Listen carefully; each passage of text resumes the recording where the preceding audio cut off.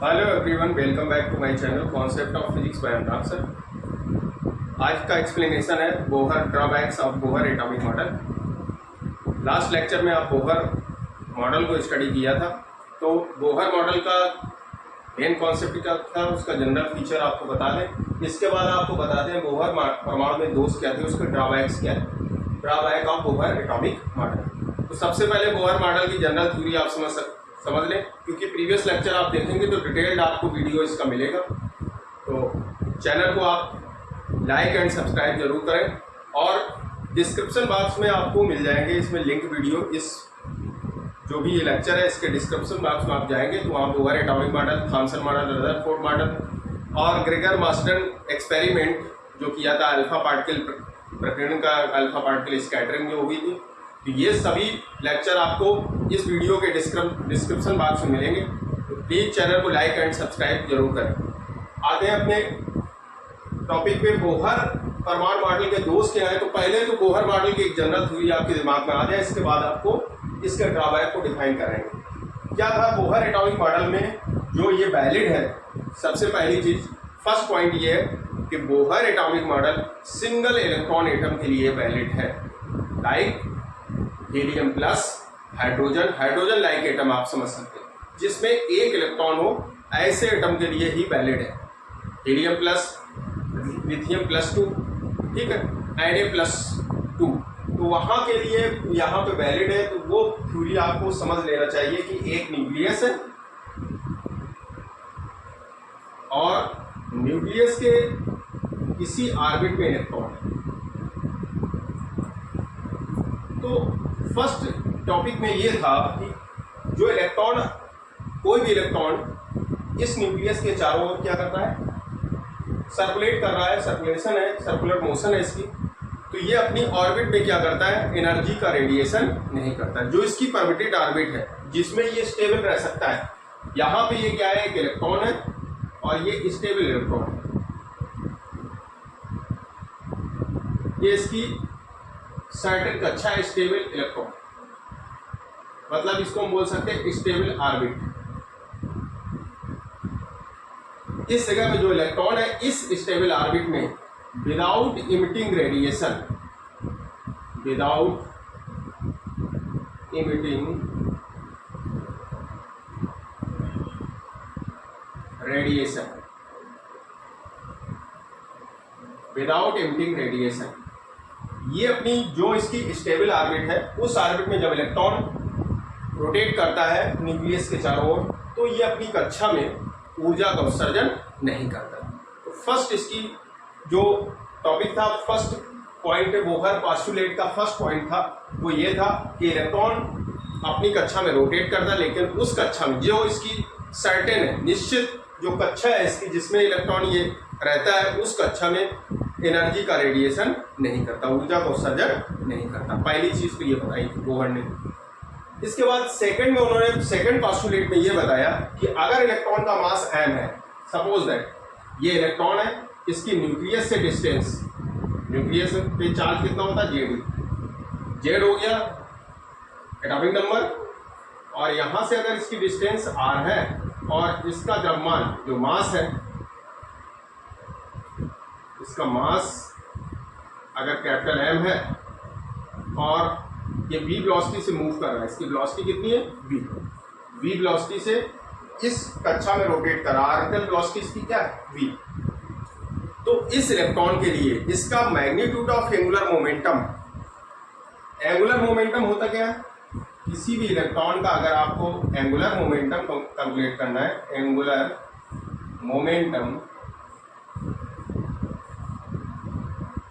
Momentum होता है J=mvr। ये जो एंगुलर मोमेंटम होता है इलेक्ट्रॉन का, इस इलेक्ट्रॉन का जो एंगुलर मोमेंटम है, r इसकी डिस्टेंस है from nucleus, v velocity, m mass of the electron. तो इस कक्षा के लिए, जिस कक्षा में इलेक्ट्रॉन रोटेट कर रहा है, तो उस कक्षा के लिए इसका जो एंगुलर मोमेंटम होगा, वो एंगुलर मोमेंटम इंटीजर मल्टीपल होता है h/2π का। तो एंड h/2π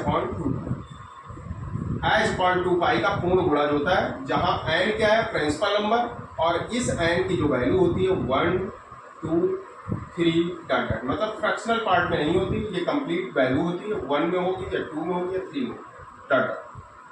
तो इस तरह से आप देख सकते हैं J equal to M B are is equal to angular momentum, magnitude of angular momentum is quantized.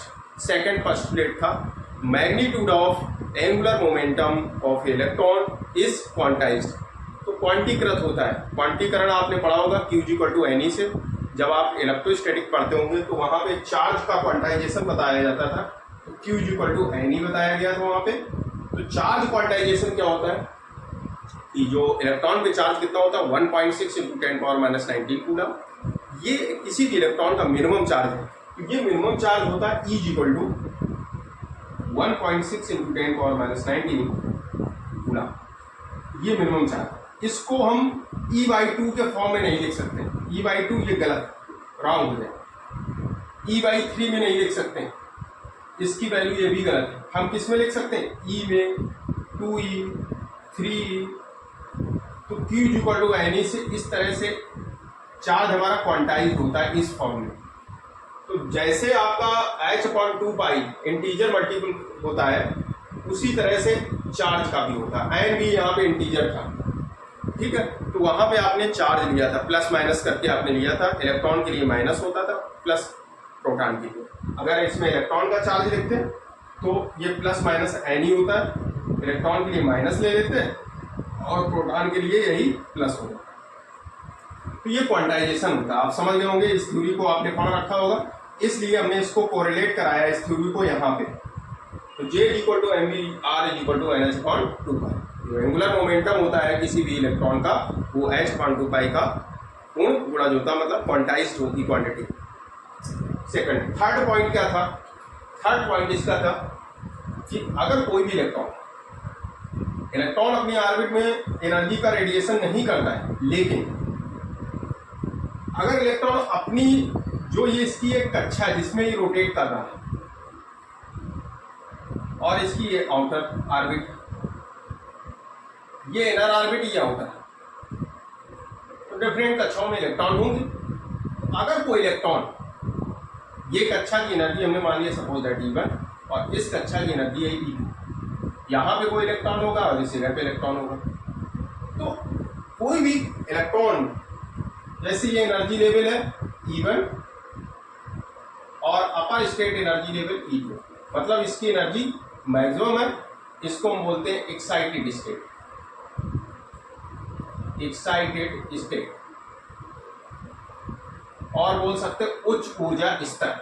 और ये होता है ग्राउंड स्टेट, जिसको जनरली हम GS लिख देते हैं, ये है ग्राउंड स्टेट। ये होता है निम्न ऊर्जा स्तर। ये क्या है? निम्न ऊर्जा स्तर। अगर कोई इलेक्ट्रॉन उच्च ऊर्जा स्तर में है और उच्च ऊर्जा स्तर से निम्न ऊर्जा स्तर में आता है, कोई भी इलेक्ट्रॉन का जो ट्रांजिशन मिल रहा है वो किस तरीके से, उच्च ऊर्जा से निम्न ऊर्जा में, तो ये क्या करता है, फोटॉन का रेडिएशन उत्पन्न करेगा। मतलब यहां से क्या होता है, फोटॉन जनरेट करता है। फोटॉन की जो एनर्जी होती है E equal to h nu, h nu energy का फोटॉन यहां से निकलता है। एच न्यू एनर्जी के फोटॉन को ये जनरेट करता है। मतलब क्या है कि डिफरेंस ऑफ एनर्जी, अगर इसमें डिफरेंस कर दिया जाए, suppose that E2 minus E1, ये जो एनर्जी होगी वो एक फोटॉन की एनर्जी के इक्वल होगी। तो जब कोई भी इलेक्ट्रॉन अपनी कक्षा को छोड़ के किसी निम्न कक्षा में आता है, उच्च कक्षा से एक्साइटेड एनर्जी लेवल से ग्राउंड स्टेट में आता है, तो वो H2 फोटॉन का रेडिएशन करता है। H2 फोटॉन वहां से रिलीज होता है। अगर इसके जस्ट यहाँ पे अभी इलेक्ट्रॉन क्या था, इस जगह पे आ रहा, अपर एनर्जी लेवल से लोअर।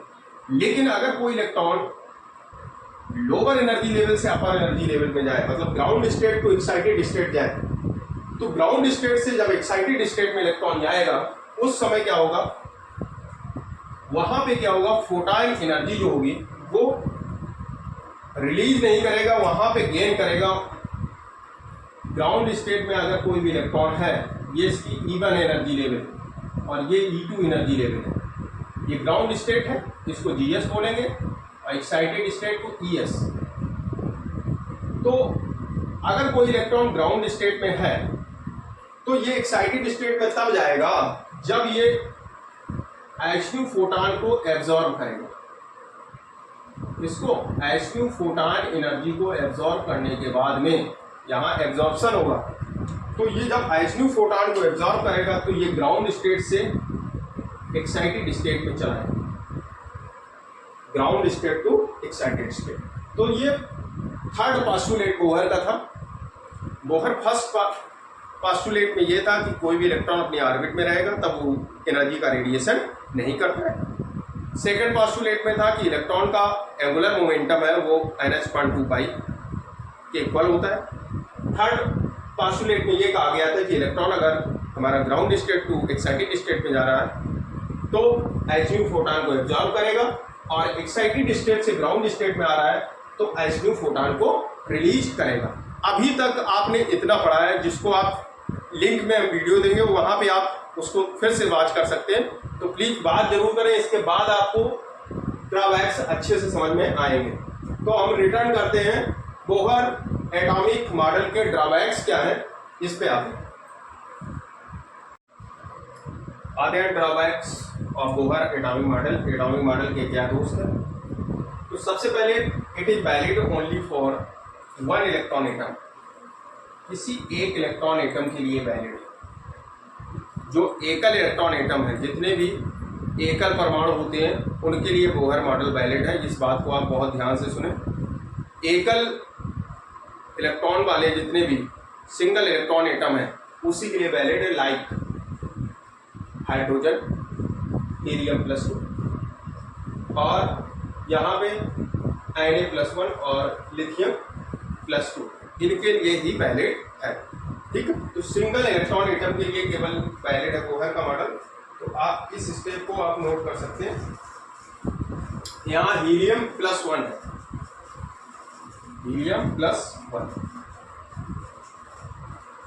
He+1, ठीक है। हाइड्रोजन, He+1, Na+1 और लिथियम+2। मतलब ये क्या कर रहा है कि डोनेट कर रहा है इलेक्ट्रॉन को, इलेक्ट्रॉन डोनर है। यहाँ इलेक्ट्रॉन डोनर लिथियम भी 2 इलेक्ट्रॉन डोनेट कर देता है। तो जब सिंगल इलेक्ट्रॉन रहेगा एटम में तभी बोहर एटॉमिक मॉडल हम अप्लाई कर सकते हैं। सेकेंड पॉइंट क्या था? Orbit were taken as a circular according to Bohr, कि कोई भी इलेक्ट्रॉन, ये न्यूक्लियस है और न्यूक्लियस के चारों ओर इलेक्ट्रॉन सर्कुलर ऑर्बिट में घूमता है। इसकी ये ऑर्बिट कैसी होती है? सर्कुलर। ये किसने कहा था? बोहर, ये इलेक्ट्रॉन। लेकिन ये यहाँ पे कॉन्सेप्ट इनका जो ऑर्बिट पर टेकन एज ए सर्कुलर, मतलब वृत्ति कक्षा होती है किसी भी इलेक्ट्रॉन की। जब कोई भी इलेक्ट्रॉन किसी नाभिक के चारों ओर घूमता है तो एक वृत्ति कक्षा में घूमता है। ये किसने कहा था? बोहर ने कहा था। ये बोहर ने अपना कॉन्सेप्ट दिया था। लेकिन अकॉर्डिंग टू समरफील्ड का एटॉमिक मॉडल आया। ये भी एक साइंटिस्ट हैं, जैसे थॉमसन साइंटिस्ट हैं, रदरफोर्ड साइंटिस्ट थे। इसके बाद में बोहर एटॉमिक मॉडल आया। ऐसे समरफील्ड एटॉमिक मॉडल है। समरफील्ड एटॉमिक मॉडल में कक्षा डिफाइन की गई और दीर्घ वृत्ताकार कक्षा होती है इलेप्टिकल। ऑर्बिट कैसी होती है? इलेप्टिकल ऑर्बिट में इलेक्ट्रॉन हमारा क्या करता है? रोटेट करता है। इस तरीके की इलेक्ट्रॉन की ऑर्बिट होती है। इलेक्ट्रॉन हमारा इलेक्ट्रिकल ऑर्बिट में घूमता है। ये संशोधन किया गया था बोहर एटॉमिक मॉडल में। जो इस सेकंड इनका ड्रॉबैक्स था वो ये था कि इन्होंने ऑर्बिट को ये डिफाइन नहीं कर पाया। ये बोहर के अकॉर्डिंग है और ये ऑर्बिट समरफील्ड के अकॉर्डिंग है। समरफील्ड ने ग्रीन से जो हमने दिखाया, इस समरफील्ड के एटॉमिक मॉडल में इन्होंने इलेक्ट्रिकल ऑर्बिट दी, जो अभी तक सही है। इलेक्ट्रॉन हमारा इलेक्ट्रिकल ऑर्बिट में ही घूमता है। तो ये सेकंड पोस्टुलेट इनका यहाँ पे फेल हो गया था, क्योंकि इन्होंने वृत्ति कक्षा बोला था, सर्कुलर ऑर्बिट। क्या कहा था? Circular orbit. लेकिन ऑर्बिट इलेक्ट्रॉन की कैसी होती? इलेक्ट्रिकल होती, दीर्घ वृत्ताकार कक्षा होती, वृत्ति नहीं होती। तो एक ये कॉन्सेप्ट इनका यहाँ पे फेल हो गया। तो दो ड्रॉबैक आप देख चुके, एक सिंगल इलेक्ट्रॉन के लिए, दूसरा ऑर्बिट के लिए। तीसरा क्या था, इंटेंसिटी ऑफ स्पेक्ट्रल लाइन। जो स्पेक्ट्रमी लाइन होती है कुड नॉट एक्सप्लेन। जो इंटेंसिटी होती है स्पेक्ट्रमी लाइन की, स्पेक्ट्रमी लाइन बनती कैसे है, जब हमने बताया था इनके थर्ड पोस्टुलेट में ये बताया गया कि कोई भी इलेक्ट्रॉन ग्राउंड स्टेट से अपर एक्साइटेड स्टेट में जा रहा है, एक्साइटेड स्टेट से ग्राउंड स्टेट में आ रहा है, तो एनर्जी रेडिएशन करता है। तो एनर्जी रेडिएशन जो करता है उसका अमाउंट क्या है, और डिफरेंट एटम के लिए उसमें स्पेक्ट्रल लाइंस क्या बनती हैं, उन स्पेक्ट्रल लाइन की क्या इंटेंसिटी होती है, इस चीज़ को बोहर डिफाइन नहीं कर पाए। तो इनका थर्ड ड्रॉबैक ये था कि इन्होंने इंटेंसिटी ऑफ स्पेक्ट्रल लाइन को डिफाइन नहीं किया। इंटेंसिटी ऑफ स्पेक्ट्रल लाइन को नॉट एक्सप्लेन। ये सेकंड इनका थर्ड जो इन्होंने कॉन्सेप्ट दिया था वो कॉन्सेप्ट यहाँ पे इनका फेल हो जाता है। बहुत शॉर्ट फॉर्म में आपको बताया जा रहा है बोहर एटॉमिक मॉडल, बहुत ज़्यादा थ्योरेटिकल कॉन्सेप्ट नहीं है।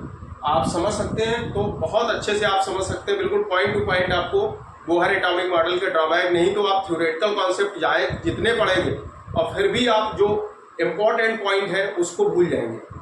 तो थ्योरेटिकल कॉन्सेप्ट पे आपको बहुत ही यहाँ पे क्या है कि इस थ्योरी का एक बहुत इम्पोर्टेंट जो हिंट पॉइंट है, जो कीवर्ड होते हैं, वो इम्पोर्टेंट पॉइंट से आपको थ्योरी बनाई गई है और इस थ्योरी को आप एग्जाम में लिख भी सकते हैं और इससे रिलेटेड न्यूमेरिकल को भी सॉल्व कर सकते हैं।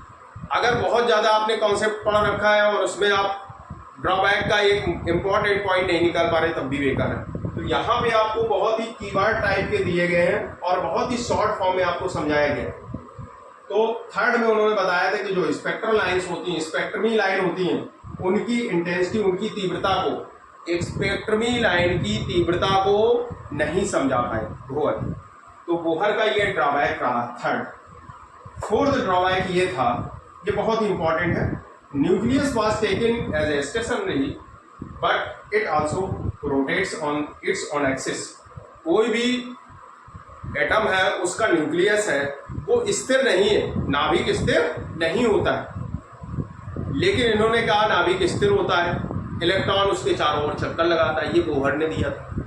लेकिन न्यूक्लियस भी क्या करता है, जो इसकी एक निश्चित कक्षा होती है ये रोटेट करता है, घूर्णन करता है, अपनी जगह पे ये क्या कर रहा है, रोटेट कर रहा है, स्पिन करता है। न्यूक्लियस भी लगातार घूर्णन करता है, अपनी कक्षा जो इसकी एक्सिस होती है उस एक्सिस के अलाउंग क्या करता है, रोटेट करता है। जैसे अर्थ क्या करती है, अर्थ ऑर्बिटल मोशन के साथ साथ, जैसे पृथ्वी हमारी है वो ऑर्बिटल मोशन के साथ साथ अपनी कक्षा में तो घूमती है, इसके साथ साथ ये सूर्य के चारों ओर चक्कर भी लगाती है। लेकिन न्यूक्लियस क्या होता है, न्यूक्लियस केवल क्या करता है, स्पिन करता है, घूर्णन करता है। तो ये स्थिर नहीं है, ये भी क्या कर रहा है, घूर्णन करता है। तो ये रोटेट करता है, rotates on its on axis. तो ये लेकिन कॉन्सेप्ट इन्होंने क्या दिया था कि न्यूक्लियस हमारा स्थिर होता है, स्टेशनरी है, बट कॉन्सेप्ट इनका फेल हो गया। और वो फेल कॉन्सेप्ट में क्या बताया गया कि न्यूक्लियस क्या है, अपनी एक्सिस के अलाउंग रोटेट करता है, घूर्णन कर सकता है। तो ये आपने 4 पोस्टुलेट देखे, इनका आप स्क्रीनशॉट ले लें, इसको देख के स्क्रीनशॉट ले लें। 5th पॉइंट है, it could not explain the fine structure. Fine structure means होता है सूक्ष्म संरचना है, इसको क्या बोलते हैं, सूक्ष्म संरचना। सूक्ष्म संरचनाओं को एक्सप्लेन नहीं कर पाए थे Bohr. It could not explain fine structure in spectral line. स्पेक्ट्रमी रेखाओं की सूक्ष्म संरचनाएं जो होती है उनका एक्सप्लेनेशन बोहर के द्वारा नहीं किया गया था। तो ये इसका ड्रॉबैक है बोहर एटॉमिक मॉडल का। It could not explain the fine structure in spectral line. स्पेक्ट्रमी रेखाओं की सूक्ष्म संरचनाओं की व्याख्या नहीं कर पाए। इसके बाद है it could not explain Zeeman effect and Stark effect. अब आपके दिमाग में आया होगा जीमान इफेक्ट क्या होता है, स्टार्क इफेक्ट क्या होता है। जीमान इफेक्ट क्या है कि जब किसी एटम की स्पेक्ट्रल लाइंस जो होती हैं उनको मैग्नेटिक फील्ड में शिफ्ट किया जाता है तो वो स्प्लिट हो जाती हैं। जीमान इफेक्ट के अकॉर्डिंग क्या है, according to Zeeman effect, Zeeman effect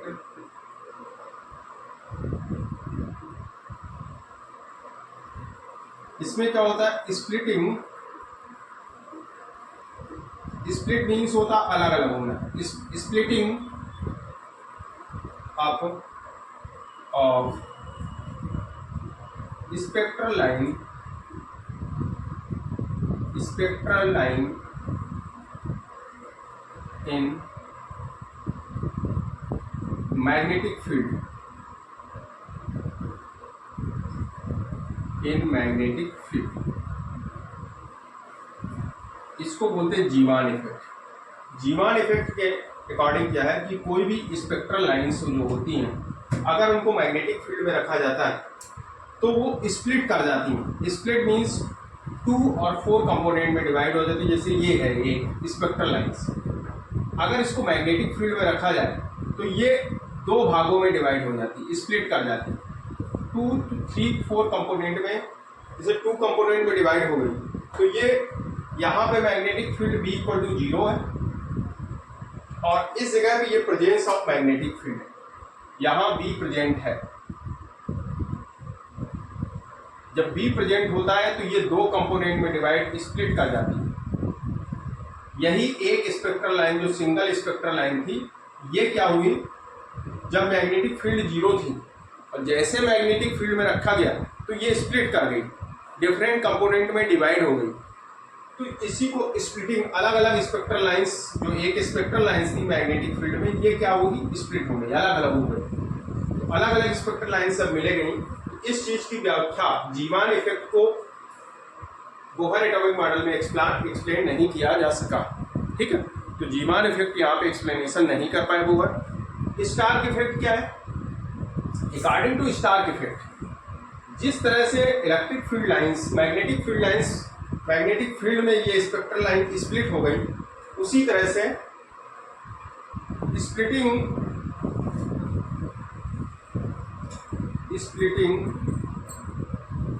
up of spectral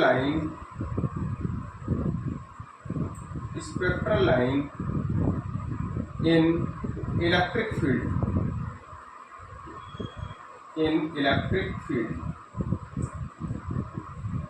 अगर कोई भी स्पेक्ट्रल लाइंस इलेक्ट्रिक फील्ड में स्प्लिट कर जाती है, कहाँ पे, इलेक्ट्रिक फील्ड में। यहाँ पे मैग्नेटिक फील्ड रखा था, इस जगह पे इलेक्ट्रिक फील्ड है। कोई भी स्पेक्ट्रल लाइन है, यहाँ पे मैग्नेटिक फील्ड ई है, E = 0 है,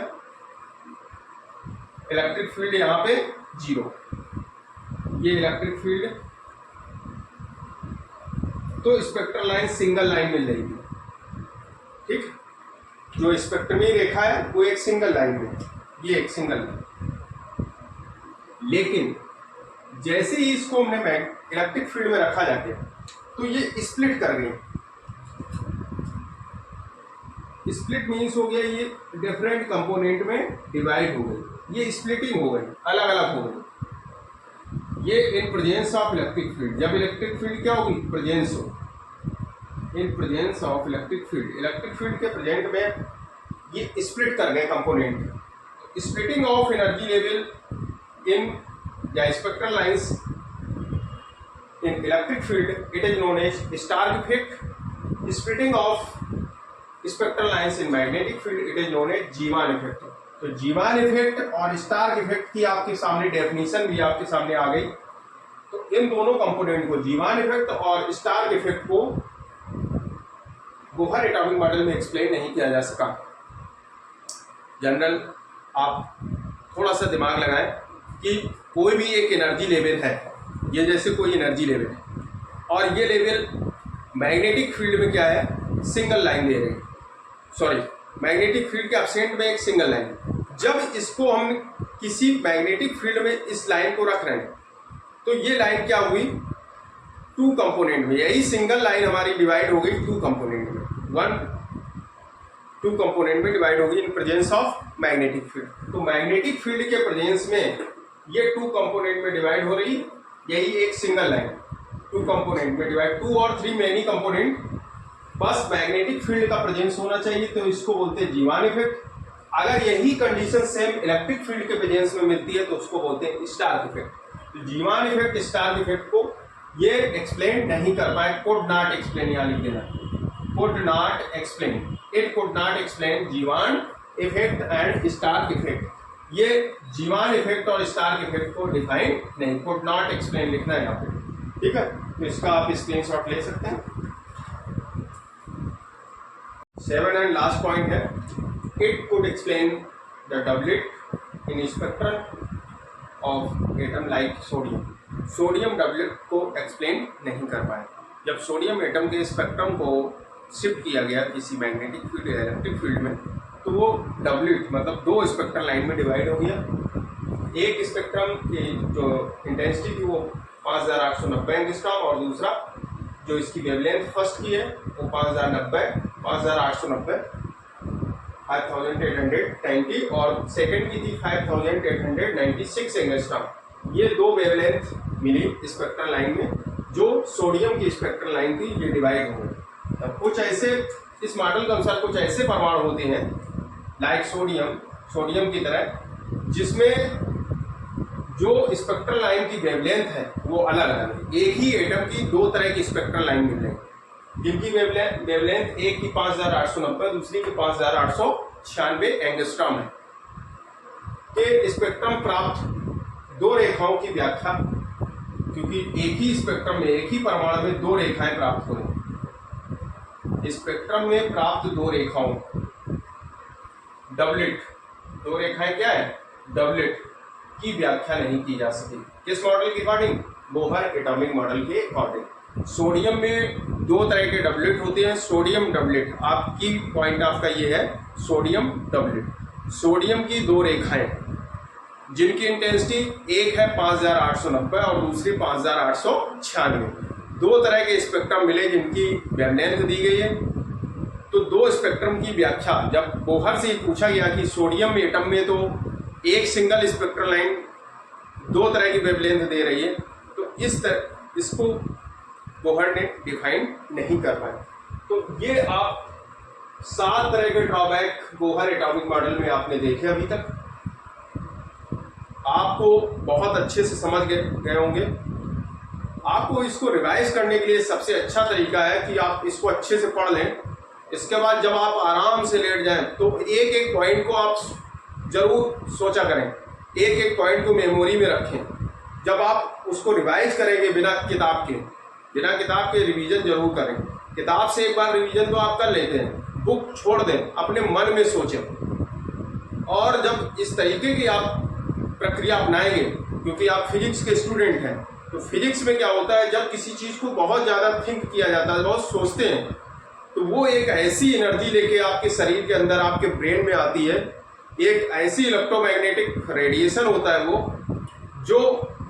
जो इस यूनिवर्स की एनर्जी जो होती है, अगर आप अच्छे से सोचेंगे उसको, यूनिवर्स की एनर्जी आपके दिमाग में वो सेव करेगा।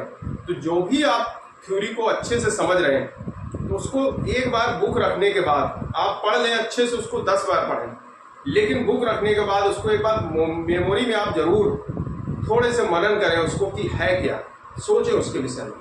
जब सोचेंगे तो वो जो एनर्जी आपको मिलेगी, तो वो एक ऐसी चेतना लेके आपके दिमाग में आएगी जिससे आपको ये कॉन्सेप्ट कभी भी जीवन पर्यंत आप कभी नहीं भूलेंगे। एपीजे अब्दुल कलाम जब इंटरव्यू देने के बाद वापस लौट रहे थे, वो जब उनका पायलट में नहीं हुआ था, तो जब वापस आ रहे थे तो रास्ते में स्वामी निगमानंद जी का आश्रम पड़ता था। जब वो उस आश्रम में आए तो उन्होंने वहाँ पे सभी ऋषि मुनि जो थे वो ध्यान में थे, ध्यान मुद्रा में। तो वहाँ पे एपीजे अब्दुल कलाम अपनी विंग्स ऑफ फायर में लिखते हैं ये बात कि जब हम उस आश्रम में प्रवेश किए हरिद्वार में, तो वहाँ पे एक अजीब सी मतलब एनर्जी का आभास हमने किया हुआ। तो वहाँ पे जाने के बाद वहाँ ऋषि जो मिले स्वामी निगमानंद जी ने, उनसे उनके चेहरे का हाव भाव देख के वो समझ गए थे कि ये किसी तरीके से परेशान है। उनको देख के उन्होंने पता कर लिया था। तो स्वामी निगमानंद जी ने जब उनका नाम पूछा तो एपीजे अब्दुल कलाम, उन्होंने अपना कलाम नाम बताया, तो उन्होंने ये लिखा भी कि हमारा मुस्लिम नाम होते हुए भी वो बिल्कुल चिकचिकाए नहीं, मतलब उनको किसी तरह का कोई संकोच अपने मन में नहीं आया, और उन्होंने हमारी जो भी समस्या थी उसको समझा। और हम साइंस के स्टूडेंट थे, इसलिए उन्होंने साइंस की तरह हमें समझाया। उन्होंने कहा कि जो कुछ भी आप सोच रहे हो, ये जो पायलट में आपका नहीं हुआ, इसका मतलब कि आपके सामने कुछ और विजन है, कुछ और अच्छा करने के लिए, कुछ और आप अच्छा करेंगे। अगर जो कुछ भी अच्छा आप सोचते हैं, वो जब आप सो जाते हो, सोने के टाइम पे जो वो रेडिएशन आपके दिमाग से जो निकलता है वो ब्रह्मांड में चला जाता है।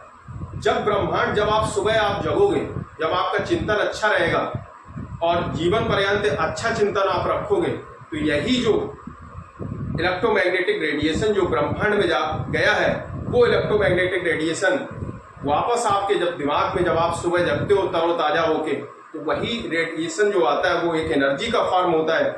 वो एनर्जी का फॉर्म जब आपके दिमाग में प्रवेश करता है तो एक ब्रह्मांडी चेतना लिए होता है, जिससे आप जो कुछ भी करोगे सब कुछ अच्छा होगा। इसलिए आप उस समय का, हमारे ऐसे ऋषि मुनि थे, उनके पास इस तरह के कॉन्सेप्ट थे, साइंस को बहुत अच्छे से समझते थे।